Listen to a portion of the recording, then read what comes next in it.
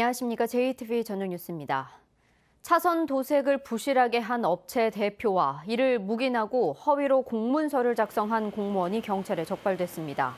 전북지방경찰청 교통범죄수사팀은 차선 도색업체와 무면허 하도급 업체 대표 29명과 함께 이들의 부실 시공을 제대로 확인하지 않고 준공 검사를 내준 전주시 공무원을 불구속 입건했다고 밝혔습니다. 적발된 업체들은 지난해 전주시와 한국토지주택공사가 발주한 차선 도색 공사 24건을 맡아 값싼 자재를 쓰는 등 부실 시공한 혐의를 받고 있습니다. 광주고법 전주재판부 제1형사부는 황인웅 무주군수에 대한 공직선거법 위반 사건 항소심에서 벌금 200만 원을 선고한 원심을 깨고 벌금 80만 원을 선고했습니다. 이 형이 확정되면 황 군수는 군수직을 유지할 수 있습니다.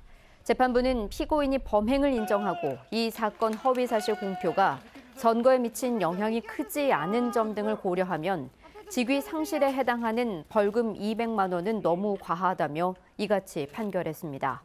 황 군수는 지난해 지방선거를 앞두고 자신의 업무상 배임 전가에 대해 조합장으로서 부득이하게 처벌을 받았다는 허위사실을 선거 공보물에 게재하고 토론회에서 발언한 혐의로 기소됐습니다. 전북도의회가 이마트 노브랜드와 관련해 대형 유통기업 가맹점에 출점을 제한하는 관련법의 개정을 촉구하고 나섰습니다. 건의안을 발의한 최영심 도의원은 도내 대형 유통업체 점포가 60개가 넘을 정도로 지역 상권을 잠식한 상황에서 노브랜드 점포의 진출은 자투리 상권마저 싹쓸이하겠다는 탐욕으로 지역 경제의 초토화가 우려된다고 말했습니다. 전라북도 의회는 건의안을 통해 사업 조정 대상 점포를 대기업이 51% 이상 부담하는 점포에서 모든 점포로 확대하고 입점 제한 구역도 전통 상점과 1km 이내에서 2km 이내로 확대할 것을 국회와 정부에 촉구했습니다. 환경의 날을 하루 앞두고 전북의 시민사회와 종교계 대표 등 100명이 새만금호 해수 유통을 촉구했습니다. 이들은 지난 10년 동안 새만금호의 수질을 개선하기 위해 수조 원을 투입했지만 수질이 점점 나빠지고 있다며 해수 유통만이 새만금과 전북을 살리는 길이라고 주장했습니다. 구급 활동을 하다 취객에게 폭행을 당한 뒤 순직한 고 강현희 소방관의 안장식이 오늘 국립대 전 현충원에서 열렸습니다. 오늘 안장식에는 유가족과 소방공무원 등 100여 명이 참석해 고인의 마지막 가는 길을 함께 했습니다. 고 강현희 소방관은 지난해 4월 구급 활동을 하다 취객에게 폭행을 당했고 급성 뇌출혈 증세를 보이다 29일 만에 숨졌습니다. 전라북도가 30년이 넘었거나 가업을 이어받은 우수 소상공인업소 5곳을 전북 천년 명가로 선정했습니다.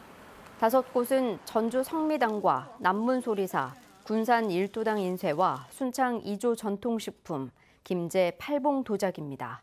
전라북도는 한 곳당 2천만 원의 경영자금을 보조해주고 지상파 방송을 통한 홍보도 돕기로 했습니다. 타워크레인 노동자들이 건설 현장 타워크레인을 점거하고 고공농성을 벌이고 있습니다. 한국노총과 민주노총 소속인 이들은 어제 오후 5시부터 전주와 익산, 군산의 건설 현장 타워크레인 47개를 점거하고 40에서 60m 높이 운전석에 앉아 고공농성을 이어가고 있습니다. 조합원들은 공사의 3톤 미만 소형 타워크레인 사용을 금지하고 임금을 인상하라는 요구를 내건 것으로 알려졌습니다. 내일도 고기압의 영향으로 낮 기온은 30도 안팎의 맑고 더운 날씨가 이어지겠습니다. 아침 최저기온은 전주 17도, 익산 15도, 진안은 12도가 예상됩니다. 한낮 기온은 전주와 익산 31도, 남원은 32도까지 올라 평년 수준을 3, 4도가량 웃돌겠습니다. 대기 확산이 원활해 미세먼지 농도는 종일 보통 수준을 유지할 전망입니다. 현충일인 목요일엔 강한 비구름이 들어오면서 밤부터 비가 내릴 것으로 예보됐습니다.